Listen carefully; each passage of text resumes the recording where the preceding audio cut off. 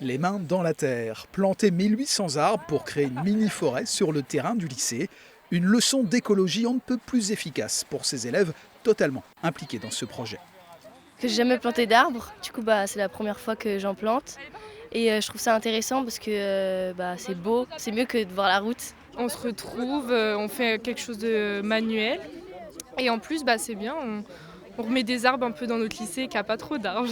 J'ai appris notamment que il y avait plusieurs insectes qui vivaient au niveau des arbres et qui se nourrissaient aussi par rapport à ça. Et c'est vrai que c'est important justement d'en avoir plus parce que sinon ils peuvent pas se nourrir, ils peuvent pas vivre. L'arbre, il a le rôle l'un des plus importants, l'oxygène. Bien sûr que ça nous touche, ça nous impacte directement. Bien sûr que c'est super important, l'écologie de nos jours. Ce programme est intégralement financé par la région des Pays de la Loire et c'est un levier d'action pour les enseignants. Il y a beaucoup de projets pédagogiques qui vont être greffés justement sur ce projet de mini-forêt.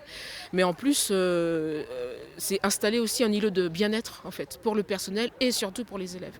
Aux manettes de cette action, l'association Mini Big Forest, ravie d'encadrer les lycéens. Ce qui est important pour nous, c'est la transmission de savoir, c'est la reconnexion à la nature. On a eu deux exemples incroyables cette année. 2 jeunes avec qui on a planté quand ils étaient en CM2 qui aujourd'hui nous demandent de faire des stages chez nous parce qu'ils s'orientent sur la gestion protection de la nature et que cette journée-là les a particulièrement marqués. Donc c'est une victoire pour nous. Saint-Nazaire, Angers, Laval, une dizaine d'établissements de la région ont décidé de passer au vert.